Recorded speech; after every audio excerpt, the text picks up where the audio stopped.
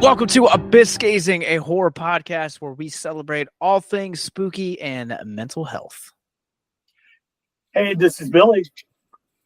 And this is Josh. And much like Newt, Mark did not survive aliens, so he may or may not be back.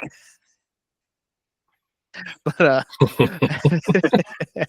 we are joined by a good friend of mine. Please help me in welcoming. He is the founder of the organization Wright-live-events, as well as the lead singer in the rock band Breach the Silence, Mr. Brandon Wright. Thanks for having me. Well, you know, I saw your xenomorph tattoo, and I was like, he just seems like a good guy to bring on to talk about this topic. I love it. I'm a huge Aliens fan. So what's your favorite film in the franchise? I mean, I think it's pretty undeniable that the second movie is just insanely good. That'll always be my favorite one. But I just rewatched Resurrection the other day too. Fantastic. Just love it. I've never seen Resurrection. I wasn't here last week for Aliens, but I'm kind of new to this franchise, and so far it's been real hit or miss. Like the first it's a decent movie. Second one's fantastic. Yeah. We'll talk about this one, and we'll see what happens in the weeks before. But yeah, so Breach the Silence is the name of the band. Can you kind of tell us a little bit about the sound that you guys have? Like what kind of other bands you guys would recommend people listening to? So Breach the Silence has been around actually for probably 11, 12 years. They started with some guys from Martinsburg, and were rocking out with my other band, Defending Kane, for a good amount of years. And then I joined up with them about 2.5 years ago, and we've been playing ever since. I'd say, if you were going to kind of compare what we're doing, best I got is like Kill Switch, maybe a little bit of Seven Dust, maybe a little 10 Years. There's a lot of melodic elements, but it's still kind of heavy. I mean, you saw us. You can tell me. I did. Yeah, definitely. I think we were the lightest band on the bill, but it is what it is. That's what happens when you have two other. You're sandwiched between two death metal bands. Yeah, it's fine. So you guys, I guess moving from like one project to another, like what are some of the challenges and kind of coming into an existing fold, but also at the same time kind of like directing creativity the way that you feel it should be as the vocalist and kind of stuff like that? It's a really good question. The biggest things that I've seen as challenges were, one, learning material that I didn't have any part in writing, because I tend to enjoy the creative process. So having to do somebody else's vocals was hard at first, but you always want to give it your best, and you want to do them proud, because you don't want to screw up their stuff. But now we're working on some new material, and that's been a fun challenge, just trying to write with guys who have been used to a certain style for so many years. So we're in that process right now. I was gonna say, because like I keep getting like the notifications that you guys are like Breach the Silence adds a new event. You guys are like staying busy. Seemed like I didn't see anything from you guys for a while, and then like we did that show together, and now it's just like it just keeps coming. Yeah, we're not trying to burn ourselves out and play weekend warriors every weekend, but we're trying to keep ourselves relevant, I guess is the word I would use. What are some challenges that you guys are overcoming, and to keep that relevant? Because talking with other musicians, like it's like you guys want to make sure that you're writing music and releasing it kind of like almost like strategically. Kind of seems like even being a DIY band is kind of in and of itself its own business these days. It is. It absolutely is. That's a good way to put it. Anybody who's serious about being in a band, it's for fun, but it is a business at the end of the day, no matter which way you cut it. And it's just been really cool to jam with these guys. They're all, my age, except for our drummer. He's like a youngin', 21. But he gives us like this fresh kind of element. He understands what the new modern stuff is, so he can really help drill our sound in a different direction. That's facts. So your day job is running Right-Live-Events that kind of runs the gambit in terms of music events, DJing, weddings, so on and so forth. Tell us, plug the business, as they would say. Yeah, I appreciate it. Right Live, I've been running it for 5 years now officially. Everything from DJing weddings to comedy shows, running production for bands, festivals, all that kind of stuff. The only thing I haven't done yet is a bar mitzvah, and I'm so down. How about a quinceañera? I would absolutely do that. Someone hires you for like a circumcision party. Oh, dude, that's weird, but I'm in there. Money's money. Let's do it. If like, what are the areas that you kind of service so that like people, if they are in the area, they're listening to this, they have the ability to like be like, oh, this guy is the guy that I want to go to do my quinceañera or my bar mitzvah. So we service basically the Quad State area, Virginia, Maryland, West Virginia, Pennsylvania type area.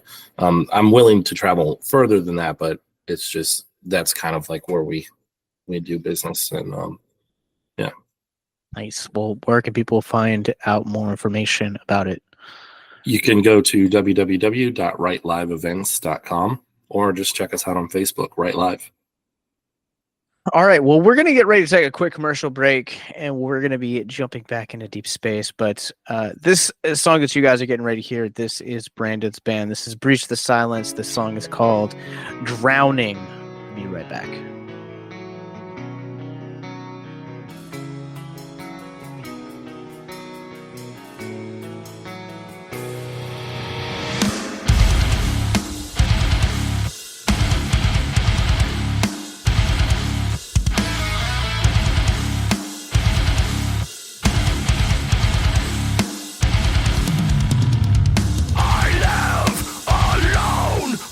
Underneath this disguise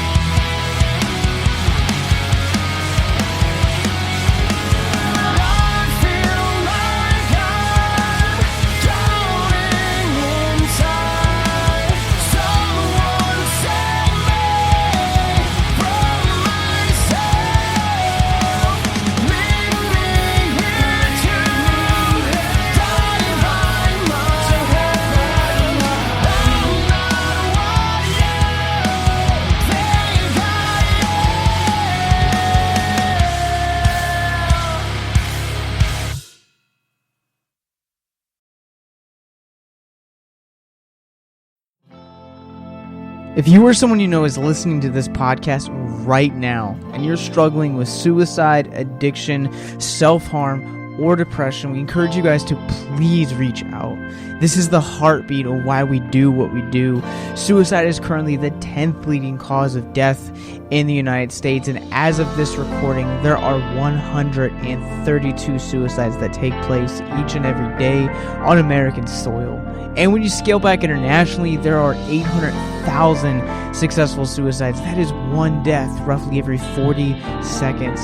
So if you or someone you know is struggling, you guys can go to victimsandvillains.net/hope. That resource is going to be right in the description wherever you guys are currently listening or streaming this. There you'll find resources that include the National Suicide Lifeline, which is 1-800-273-8255. You can also text HELP to 741-741.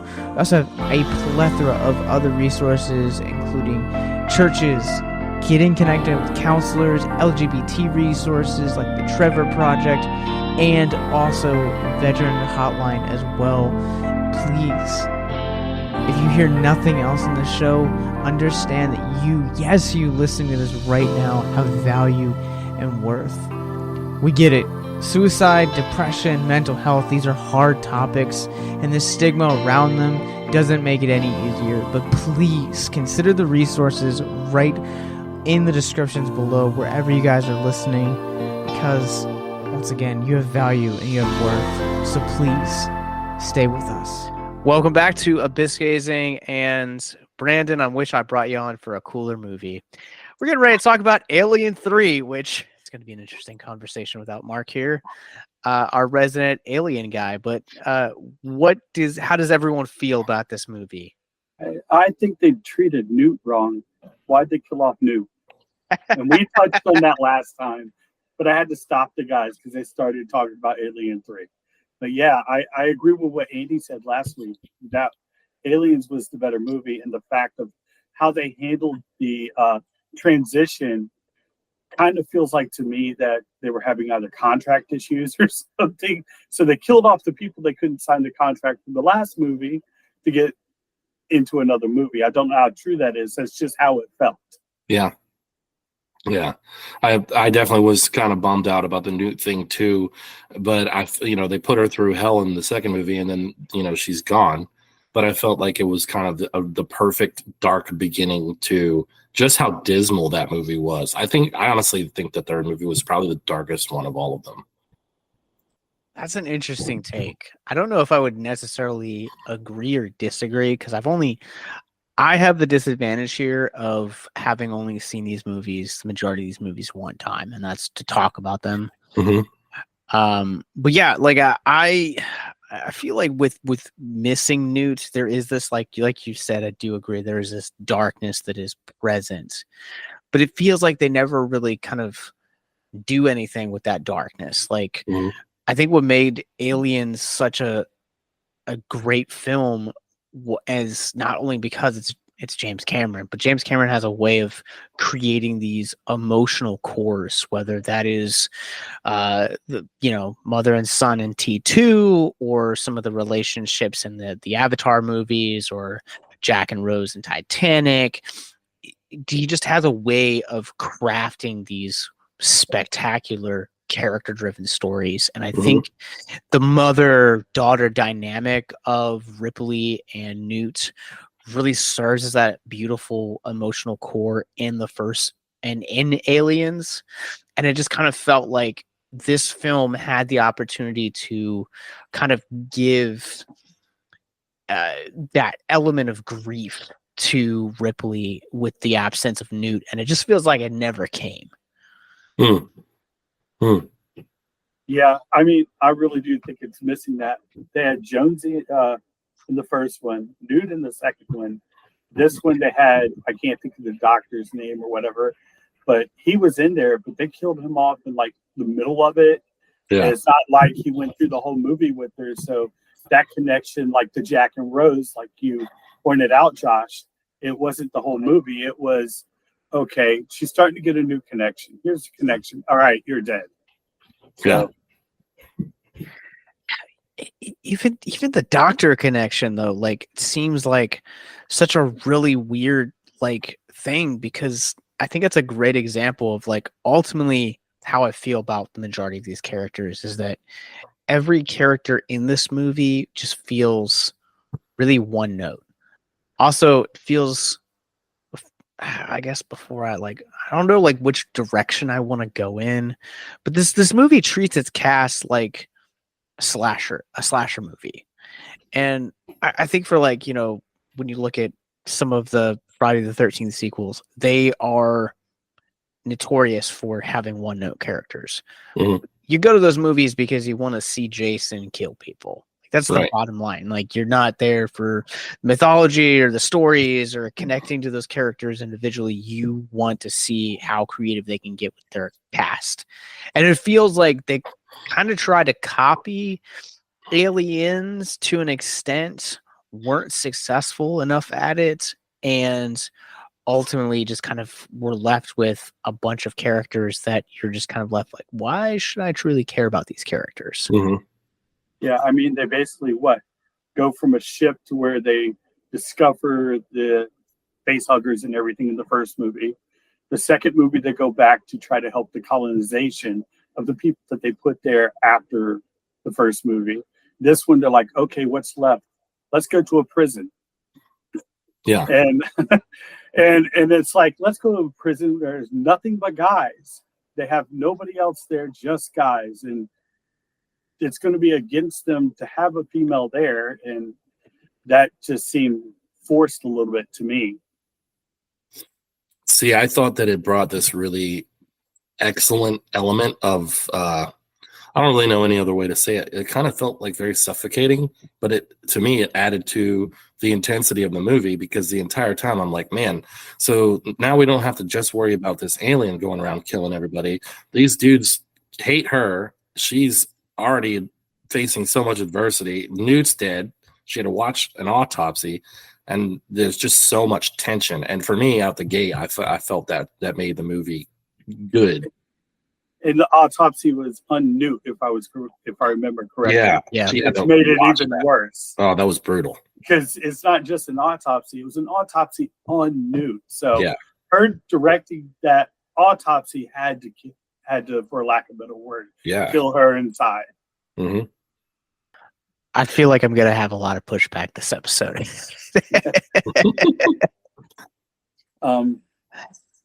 And going back to the only woman there, I'm going to go ahead and hit on this because it was one of the scenes that hits harder, I guess. And I don't know how much they get away with it, is the scene where they try to basically rape her. Mm.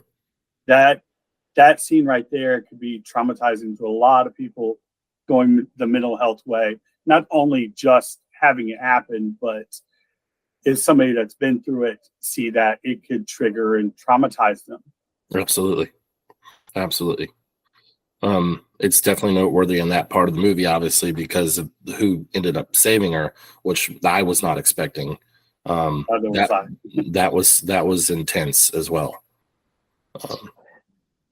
Yeah, like this is one of those. I mean, I think it kind of lends into a lot of those conversations of like, I think this movie, I'm trying to like add stuff to the conversation and not be totally negative. Josh be Josh. Let's go. So I will say that, like, from like a perspective of like mental health and like sexual assault, like I've had a lot of friends and family members that have been unfortunately victims of that. And I think we've joked about it where we talked about how like the tagline for Romulus is, "In space no one can hear you scream," and it also kind of feels like that should necessarily be also applicable to those that have gone and been unfortunate victims of sexual assault, because one of the other things is that, like, when you look statistically, there's not a lot of justice that's actually done. I think it's like 1 in like every 1,000 or like 5 in a it's a crazy number of like people that actually get to see their perpetrators actually experience some type of punishment. And so the fact that this film kind of explores that or opens up that conversation, I think is something that we need to take note of, and that's something that should be in the conversation and in the mix a lot more. And in the time frame of this movie, they didn't use DNA testing as much as or anything like we do now. So there's a lot of cases that have been cold cases that they have been able to solve because they reopened some of the cases and the DNA is there, and a lot of people are registered at that point with their DNA. Yeah. So that's a good thing. But at the time of this movie, it was even worse. Nobody, it was even lower of who was getting caught and who was getting away with it. So I looked it up, but I just want to be like specific. It is every 25 out of every 1,000 ends up in prison, and it's every 68 seconds a American is assaulted, and every 9 minutes that victim is a child. I mean, these are statistics that are reported, so you have to also imagine that my mom was a victim of sexual assault, and so she talked about like growing up, we had very candid conversations about the reality of what that looks like and how that was like specifically like kind of trapped in this cycle of like, if I tell, then it's gonna get worse, and so you're ultimately kind of left with this cycle of enduring that assault, but also at the same time going through this no one's going to believe me, everyone's this victim mentality as well. Right. The justice system is screwed up, man. I hate our justice system so much. Yeah I mean, just the fact that people get away with that, it's ridiculous. And it's just wrong to me. But you guys can go to victimsandvillains.net /hope for some resources if you are in need of them. We're going to take another commercial break real quick. On that note, the song that you guys are getting ready to hear is by our friends over at The Welcoming. This is The Unknown. If you guys like what you guys hear, click the links in the description below, and you guys can check out The Welcoming alongside Asylum 213, Platitudes, and our friends The Contactees at Another Round Bar and Grill.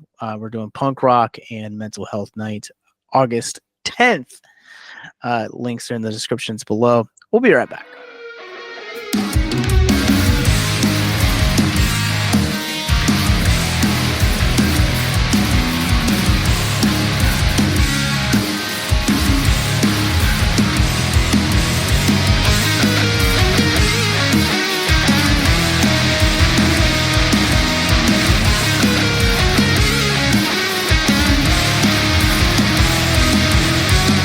There is a quiet savagery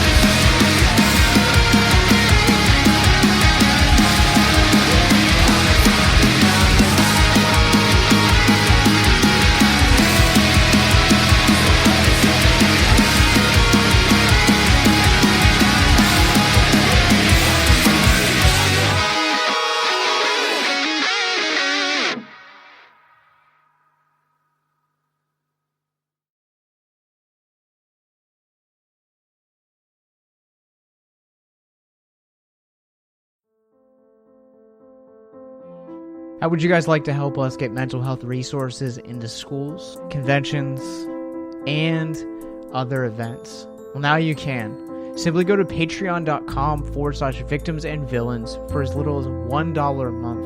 You guys can help us get mental health resources into current and upcoming generations, educate and break down stigma surrounding mental health, suicide, and depression. And you get exclusive content that you can't get anywhere else. And you guys can tell us which Nicolas Cage movie you want us to cover, and we'll do it. All it takes to get started is to go to patreon.com/victims and villains, or simply click the link in the episode description wherever you guys are currently listening or streaming this episode. Pick your tier and get started today. Yes, it's that simple. So quickly select the tier that you want and help us get hope into the hands of the depressed and the suicidal today. All right. Howdy, gents. Hello. Welcome back. I've made it known that I do not like this movie. So I found it.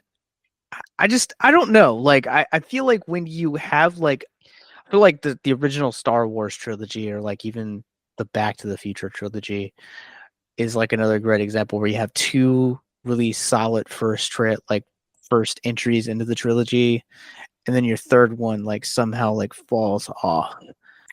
I will agree with that to an extent. If you look throughout history at some of the greatest trilogies and just movies like that, it always seems to be that the second one is always the dopest film ever, and the third one just crashes and burns. I mean, look at Ninja Turtles. The second Secret of the Ooze. Are you kidding me? It's amazing. Jim Henson's the greatest. Yeah. But the third one, I could live without it. That was the one that were samurais or something, right? Yeah, it was like, I had them all. So what are you doing? But yeah, I feel the pushback with you, Josh, on this one. I can feel it. When I was younger, I watched this movie, but I had forgotten it, and I didn't like it then. But I think as an adult, understanding a little more about mental health issues and understanding more about, I don't know, just there was something really dismal and dark about this one that I enjoyed. And I can't really say much else. I think part of the reason, going into the mental health aspect of it, I think from that perspective, I can understand it. I talked about this in the Alien episode. Alien is not necessarily a movie that I love. It's a movie that I respect, and I understand its place in cinema history and the influences that it's had. And I think for a story like Alien 3, I understand that, we haven't talked about this yet, but it birthed us the greatness that is David Fincher. We wouldn't have Fincher without this, and he's arguably one of the best filmmakers making films today. And on the flip side of that, I think from a mental health perspective, I think this film continues to really strengthen the story of Ripley and kind of gives us a new dynamic which we haven't seen before, whereas in the first film you're not really quite sure, you're kind of seeing the strength of her character really build up, and then you see it a lot more in kind of more nurturing side in the second one, whereas this one is kind of really, I think, shapes what we now think of her when we think of Ripley in the grand scheme of the conversation, because she's essentially a warrior that's been birthed out of these traumas.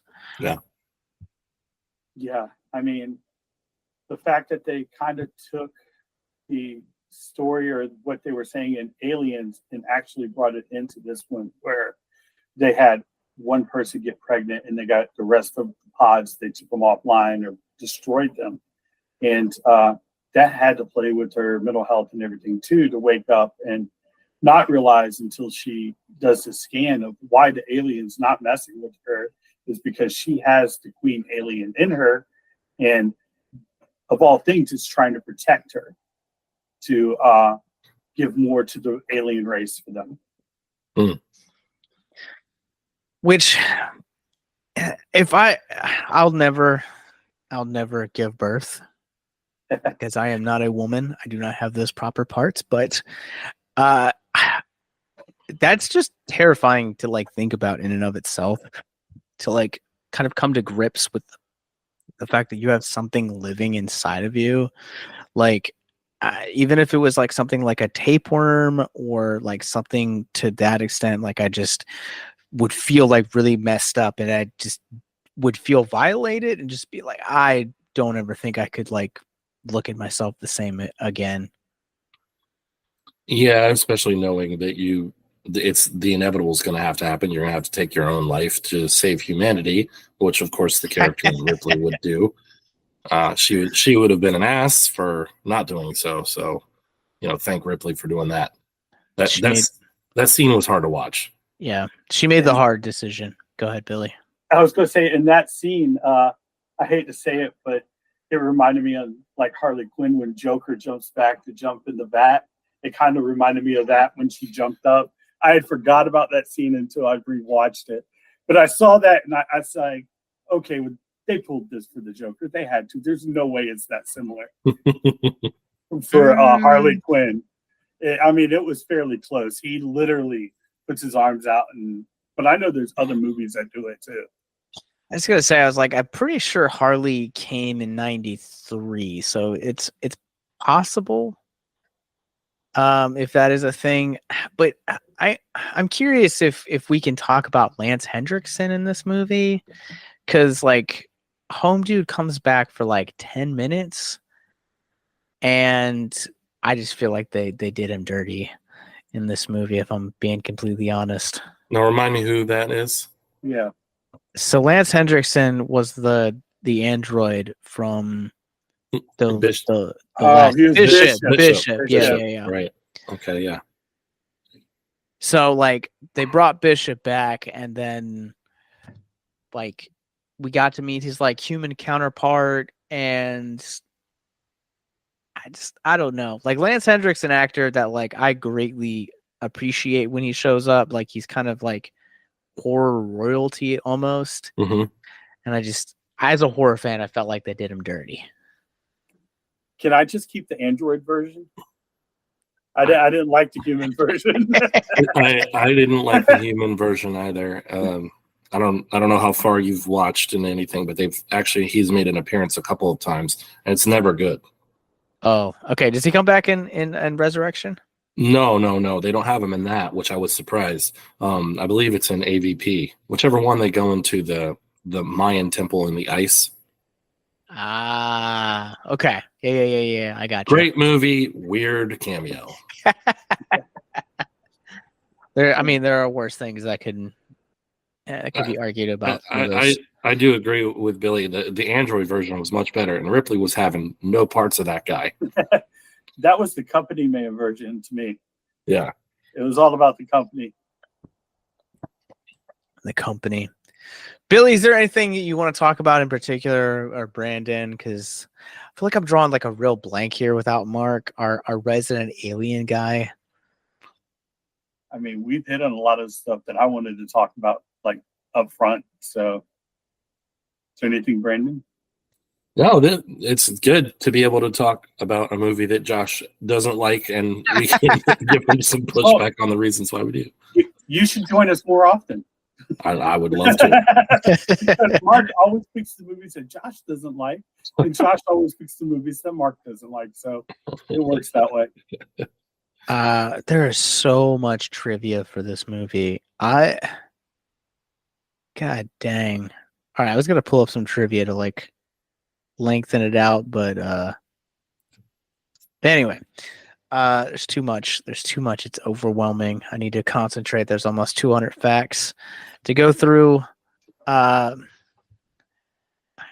guess this is a shorter episode. It's fine. It's all good. I appreciate you having me on. This is fun. I appreciate you, because everyone I've talked to about this movie is always like given me like has backed up my reasons. So you're the first person I've met that's actually like, it's a dope movie. Yeah, it was good. I can give it a solid 6.5 out of 10, 7 out of 10. I can respect that. Yeah.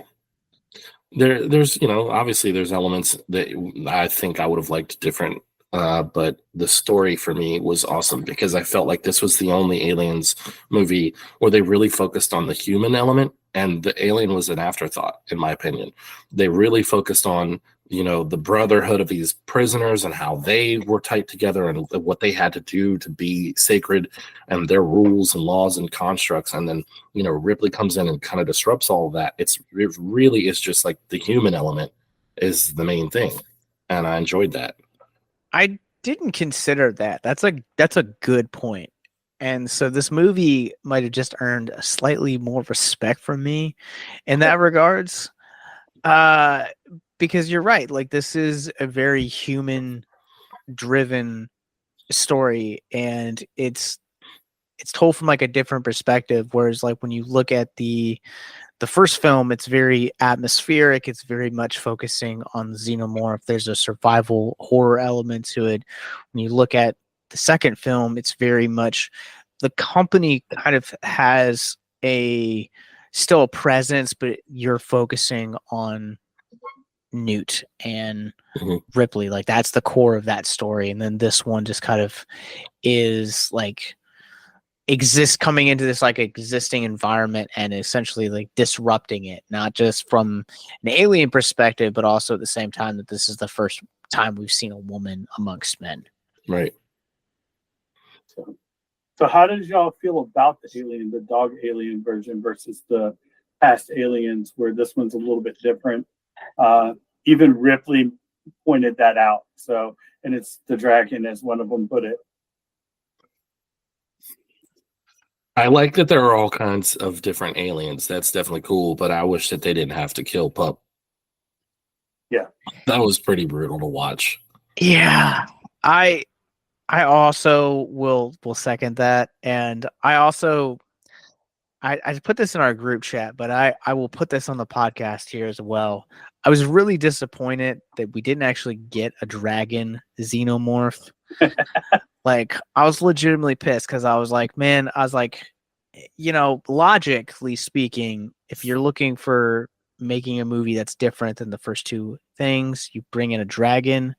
Dragons implied that there's gold, and then gold implies that this alien movie has now become a treasure, and it's a heist movie. I mean, Ripley versus dragons, like, bring out the medieval swords. Well, y'all heard it here. Everybody get it to the directors and all. We need to get this one made for the next alien movie. Yes, dragons. I mean, we saw how good Prey was, a couple years ago, so it makes all the logic sense that we just need like a xenomorph dragon versus humans, and the rest will write itself. Can't go wrong with dragons, so I'm down. I'm all for it. All for it. All right. Well, this is a short and sweet episode. I hope you guys have enjoyed this one. Brandon, where can people find Right Live? Where can they find Breach the Silence? Check Right Live out at www.wright-live-events.com or on Facebook or Instagram, just Right Live. And Breach the Silence is Breach the Silence on Facebook. Dope. And are you guys on like Spotify and like platforms? Spotify, YouTube, all the things. Cool. All right, we'll provide links in the show notes below. Billy, where can we find you? Of course, you can find me at Letterboxd at VABoy99. And I'm also on Letterboxd. It's the only social I use. It is Captain Nostalgia. You guys can find Abyss Gazing wherever you guys get your podcast from. This is episode 3 in our series on Alien leading up to Romulus. We did our Triple X trilogy series before here. Go check it out. And you guys can also follow our parent company, Victims and Villains. We are on Facebook, Instagram, YouTube, Patreon, wherever you guys get your podcasts from, and more. Just search Victims and Villains. All the links are in the show notes below. But that's going to do it for us on this episode. So until next time, remember, the longer that you gaze into the abyss, the more the abyss gazes back into you. We're leaving you guys on this episode with our friends over at Asylum 213. This is Subi. If you guys like what you hear, come check it out August 10th in Richmond. Have a good night.